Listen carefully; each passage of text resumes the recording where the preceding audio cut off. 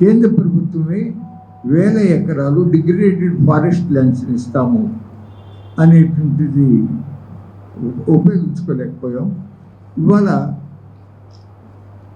కొండవీటి వాగు, పాలవాగు మొన్నకు ఈ నదీ ప్రవాహాలతో చాలా ఇబ్బందులు పడుతూ, ఎందుకంటే మాకు కూడా అంతకుముందు ఎమ్మెల్యేగా ఉన్నప్పుడు, ఎంపీగా ఉన్నప్పుడు, మినిస్టర్గా ఉన్నప్పుడు అప్పుడప్పుడు జరిగేటటువంటి ఇరిగేషన్ డెవలప్మెంట్ బోర్డు మీటింగులు రాష్ట్ర ప్రభుత్వ ఆధ్వర్యంలో ఇరిగేషన్ శాఖ, వ్యవసాయ శాఖ కలిపి నిర్వహించిన వాటిలో వినేవాళ్ళం.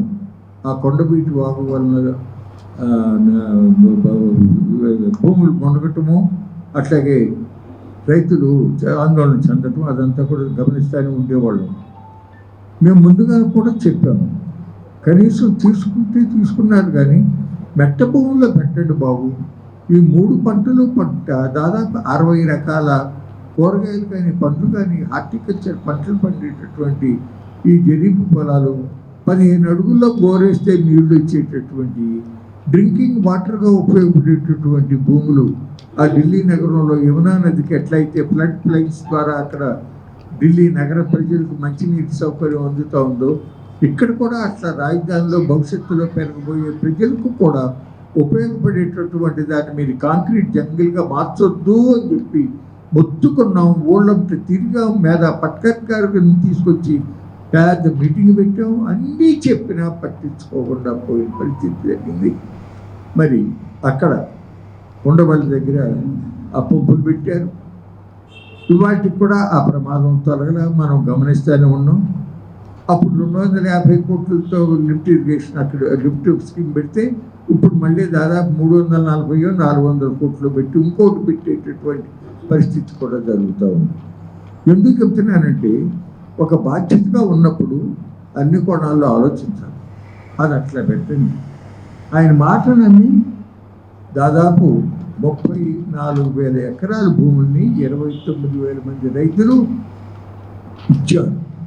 దాదాపుగా ప్రపంచంలోనే ఇది ఒక రికార్డు. ఎందుకంటే ల్యాండ్ పూలింగ్ విధానంలో అంత మొత్తం ఇచ్చినటువంటి సందర్భం లేదు.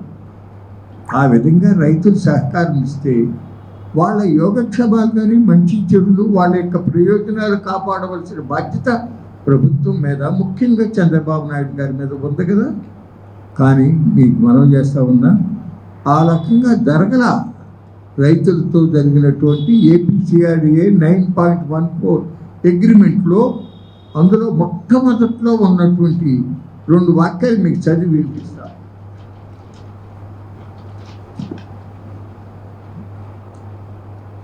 ఐటెం నెంబర్ 20, ఏదైనా అనుకోని అవాంతరాల వలన భూ సమీకరణ పథకాన్ని కొనసాగించలేని ఎడల ఈ విషయంలో సిఆర్డీఏ తీసుకునే నిర్ణయం చెల్లుబాటు అవుతుంది. రెండోది 22వ అంశం, ఎటువంటి కారణము తెలియపరచకుండానే ఏ సమయంలోనైనా ఈ ఒప్పందమును రద్దు చేసే అధికారం పార్టీ నెంబర్ 2కు ఉంటుంది. పార్టీ నెంబర్ 2 అంటే ఏపీసీఆర్డీఏ. ఇంతకన్నా గౌరవం ఉందో చెప్పండి. మిమ్మల్ని నమ్మి భూములు ఇచ్చారు, కట్లు కూడా దున్నేశారు. ఇవాళ కొంతకాలం పోయిన తర్వాత మాకు అవసరం లేదే అని చెప్పంటే అసలు ఆ రైతులకి తన భూమి ఎక్కడో కూడా తెలుస్తుందా? రాళ్ళు లేవు, గట్లు లేవు. ఇది చాలా అన్యాయం అని చెప్పి అప్పుడు అక్కడ మీటింగులు పెట్టి నేను ఇంకా కొంతమంది అనుమల్ గాంధీ, మా సిపిఎం బాబురావు, మేమందరం అక్కడ సిఆర్డీకి ప్రభుత్వానికి కూడా బహిరంగ సభలు, ప్రెస్ మీట్లు ఇవన్నీ చేసి చివరికి మార్చారు. ఆ మార్చబట్టే 3 రాజధానులు అని చెప్పి తర్వాత ప్రభుత్వం ఒక నిర్ణయం తీసుకున్నప్పుడు హైకోర్టులో భూములు ఇచ్చిన రైతులకు న్యాయం జరగటానికి కారణం ఆ మార్పు చేయటము వలన ఆ విధంగా జరిగింది. ముందు నుంచి కూడా రైతులన్నా, భూమి అన్నా కూడా ఒక కించిత్ కూడా ఒక ఆలోచన లేకుండా వ్యవహరిస్తూ ఉన్న పరిస్థితులు జరుగుతూ ఉన్నాయి. చాలా ఇది బాధాకరం. ఇవాళ చూస్తున్నాం 34 ప్లస్ ప్రభుత్వ భూములు కలిపి 54,000 ఎకరాలు అందరికీ తెలిసిన విషయమే. నారాయణ గారు ఏమన్నాడంటే ఇంకా 44,000 ఎకరాలు కావాలి, మేము ఒలింపిక్ గ్రేడ్ స్పోర్ట్స్ సిటీ పెట్టాలి, స్మార్ట్ ఇండస్ట్రీస్ పెట్టాలి, international green field international airport పెట్టాలి, భారతదేశంలోని అత్యంత అధునాతనమైన అత్యంత పెద్దదైన రైల్వే స్టేషన్ నిర్మించబోతున్నాం. అందుకు మాకు దాదాపు 10-12 వేల ఎకరాలు కావాలి, అంటే రైతుల దగ్గర నుంచి 44,000 ఎకరాలు తీసుకోవాలన్నాడు మహానుభావుడు. ల్యాండ్ పూలింగ్ 2 అని అధికారపూర్వకంగా ప్రకటించారు. ఒక 7 గ్రామాలలో 16,400 ఎకరాలు తీసుకుంటున్నారు. ఇంకొక 3,800 ఎకరాలు ప్రభుత్వ భూములు అవి ఉన్నాయి. మొత్తం 20,000 ఎకరాలు, అంటే ఇప్పటికి 73,000 ఎకరాలు అయింది. నారాయణ గారి మనసులో ఉన్నది కూడా చూసుకుంటే 97,000 ఎకరాలు అవుతుంది.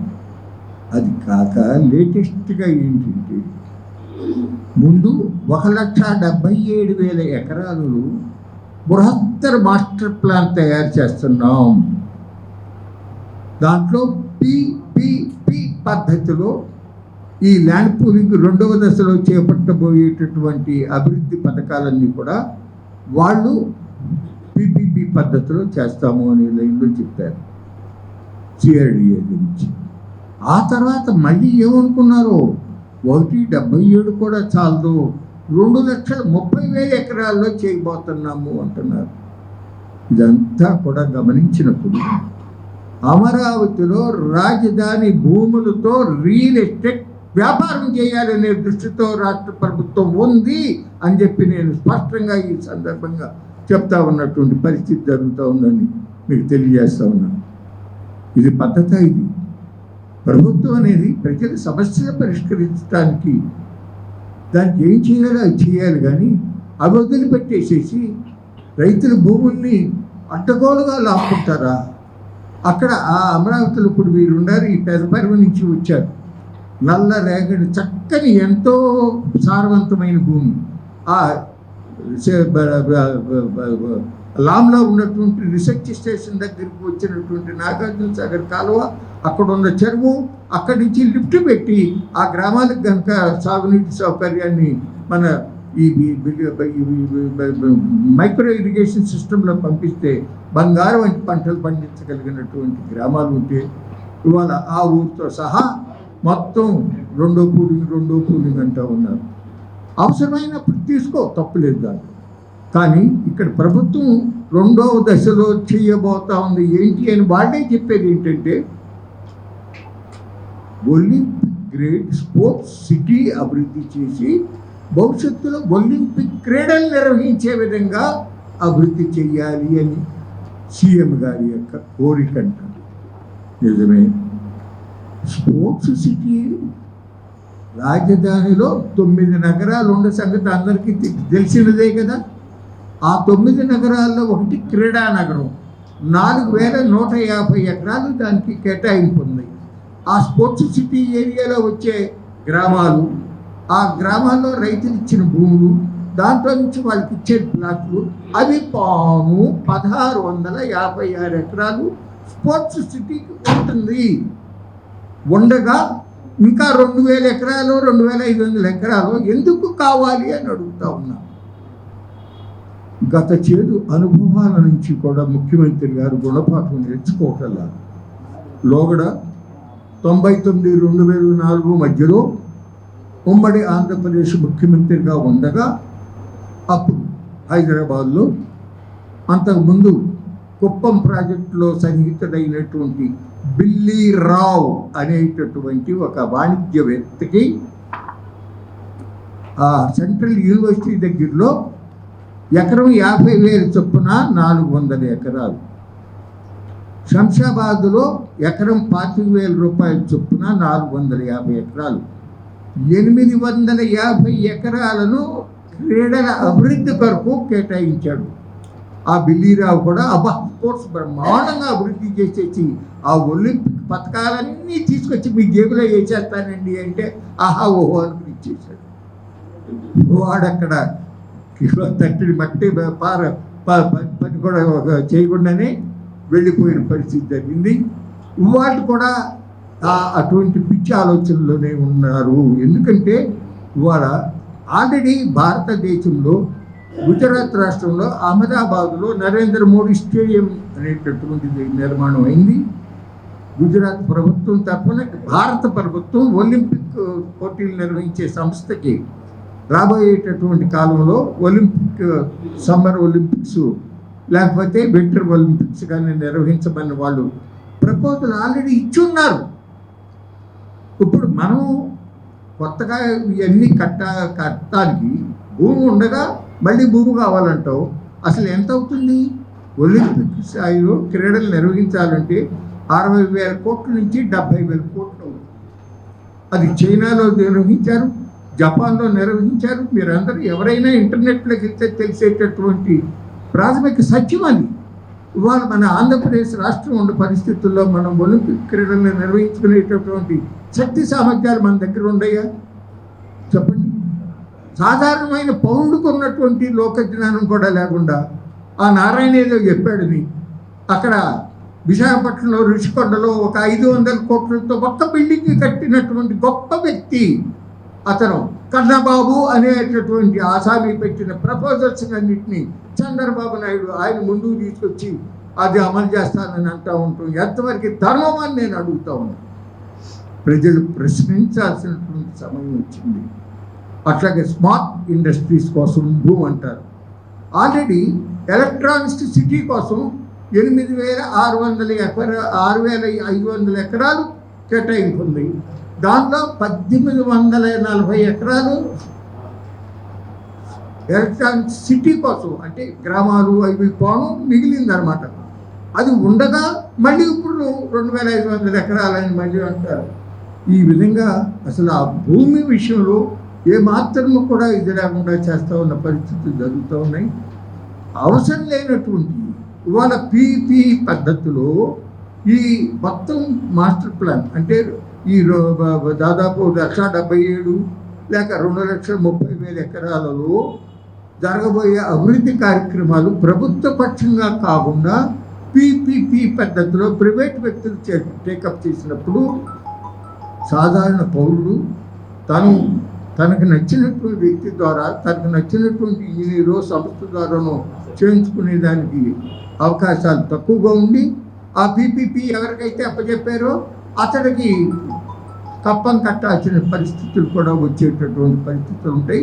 అది ఏ రకముగానూ కూడా సమర్థనీయం కాదు అని చెప్పి ఈ సందర్భంగా మనం చేస్తూ ఉన్నాను. అక్కడితో ఆగట్లా మళ్ళీ వాళ్ళు మీకు తెలుసు వెస్ట్రన్ బైపాస్ ఆల్రెడీ అయిపోయింది.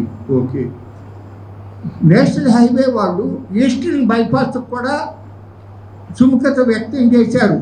అది ఇప్పుడు కాదు, నేను ఎంపీగా రాయపాటి సాంబశివరావు గారు ఎంపీగా ఉన్నప్పటి నుంచే ఈ వెస్ట్ ఈస్ట్ బైపాస్ అనేవి ఉన్నాయి. ఆ గంగరాజు గారేమో కృష్ణా నది పక్క ముమ్మడిగా కట్టంట తీసుకెళ్ళాలనే ఆలోచన ఆయన చేశాడు. అట్లా కాకుండా ఏమయ్యా బాబు సాంబశివరావు గారు అదేంటి నది పక్కగా అక్కడ హైవే ఏంటి తీసుకెళ్ళా ఎన్ఆర్ఐ హాస్పిటల్ తీసుకెళ్ళచ్చు కదా అంటే ఇంకా కొంతమంది ఎంపీలతో కలిసి ఆయన మార్పించాడు. అట్లా ఆ ప్రపోజల్ ఎన్ఆర్ఐ హాస్పిటల్ దగ్గరికి వెళ్ళింది, కాజా దగ్గరికి. అది ఇప్పుడు జరిగింది.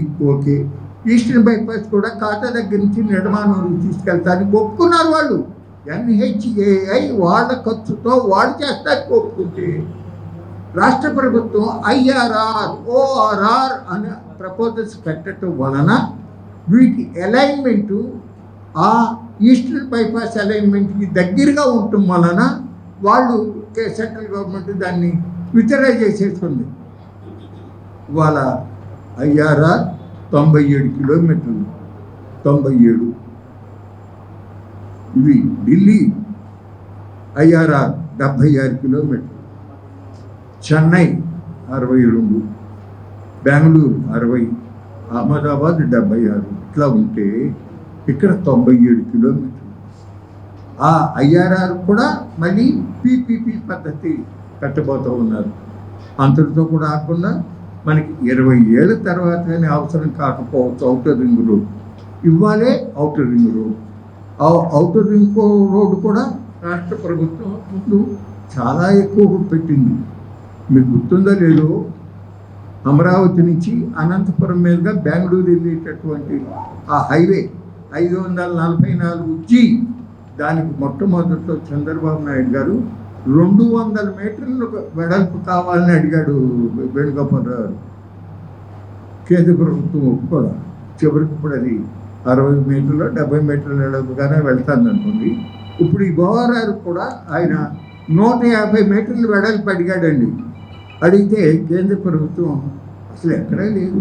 మామూలుగా అయితే 60 మీటర్లు అయితే 6 లేన్ ప్లస్ అటు ఇటు ఈ సర్వీస్ రోడ్లు వస్తాయి, డ్రైనేజీ కూడా కలిపి 70 మీటర్లు మ్యాక్సిమం, ఎక్కడా లేదు అని చెప్పి చివరికి 140 మీటర్లకు ఒప్పుకున్నారు. వాళ్ళు దాదాపు 8,000 ఎకరాలు తీసుకోవాలి, 25,000 కోట్లు.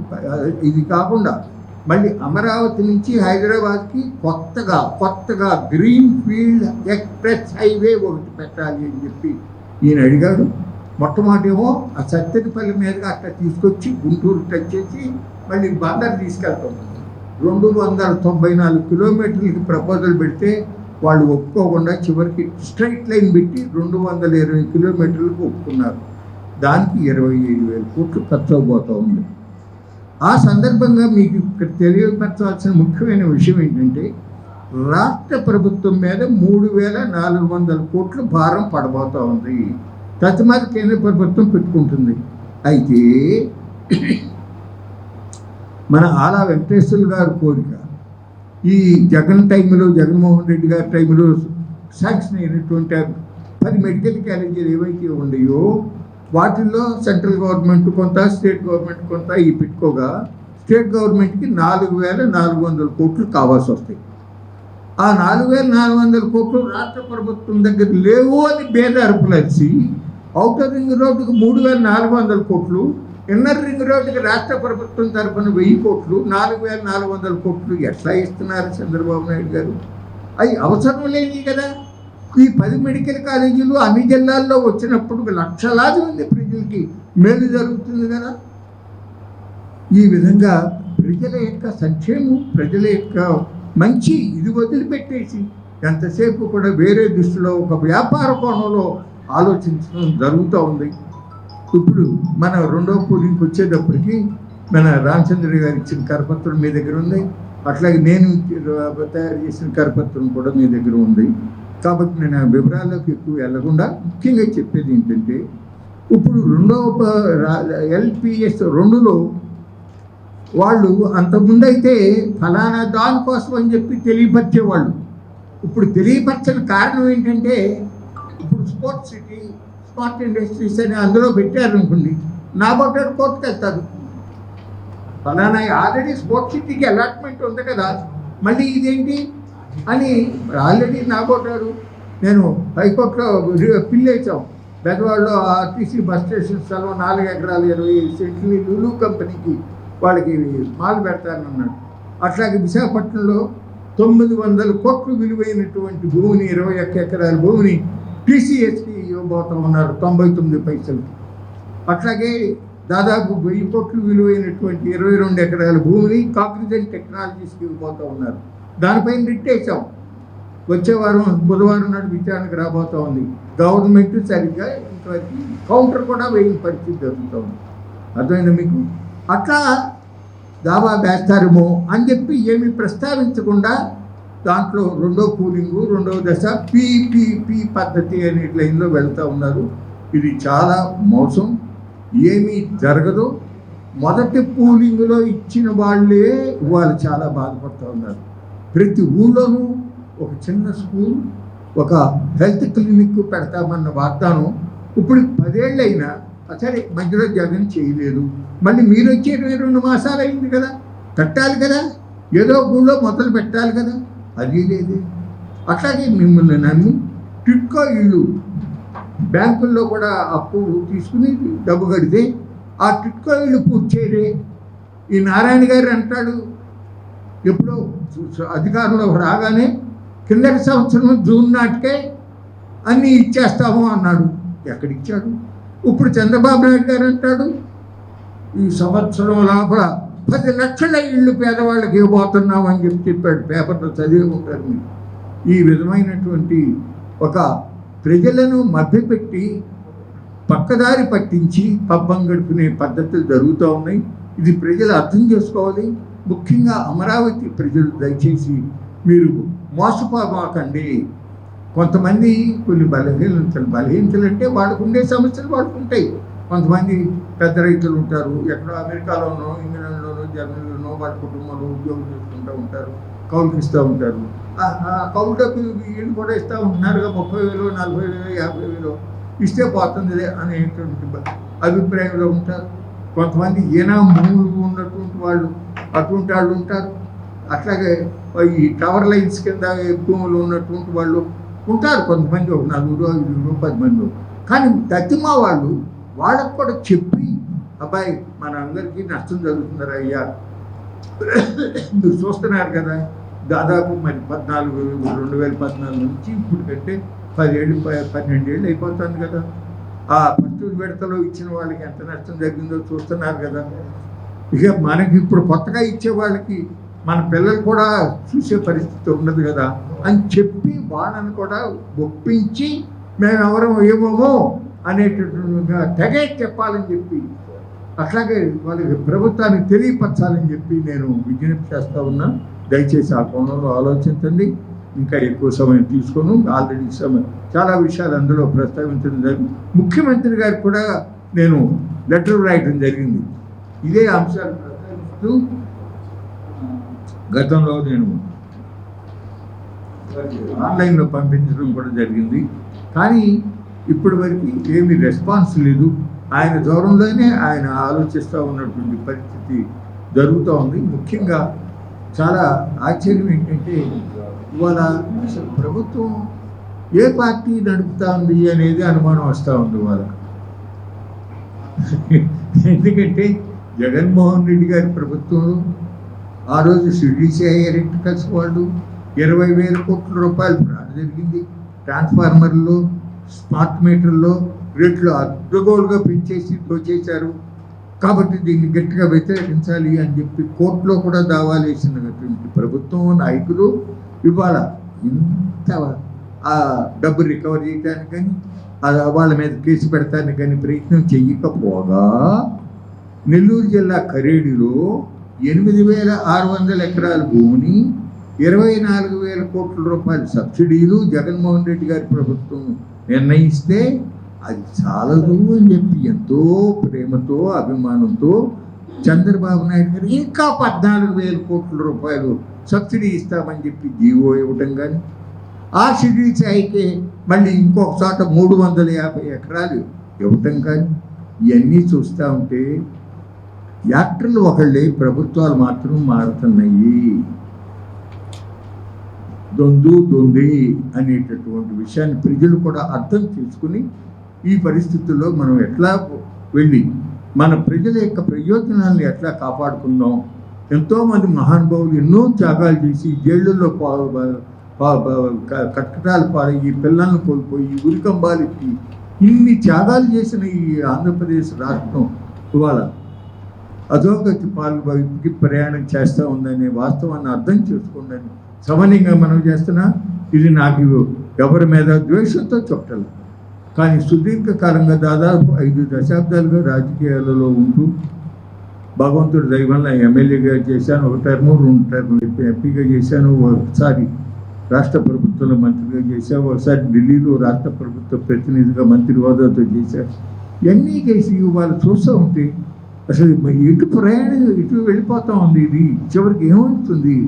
మనం అయిపోయాం. మనకి రేపో మాపో టికెట్ ఇస్తానికి రెడీగా ఉన్నాడు భగవంతుడు. కానీ మన పిల్లలు, మన మనవాళ్ళు వాళ్ళ పరిస్థితి ఏంటి అనేది చాలా ఆవేదన కలుగుతూ ఉందని తెలియజేస్తూ అందరూ ఆలోచించండి. తప్పనిసరిగా రాబోయే రోజుల్లో మీరు పెట్టండి. అక్కడ మీరు 10 పనుల్లో పెడతారు, ఆ పక్కంతా ఊళ్ళో పెడతారు, ఆ ఊళ్ళో వాళ్ళందరినీ కూడా పిలిచి పెట్టండి అని మీకు ప్రత్యేకంగా రిక్వెస్ట్ చేస్తున్నా. మా బాబిరెడ్డి గారు ఉంటే నేను ఇంత బతిమాలాల్సిన అవసరం ఉండేది కాదు. ఆయనే ముందు వచ్చి చేసేవాడు. ఆ వేణు ఏమో నిదానస్తుడు.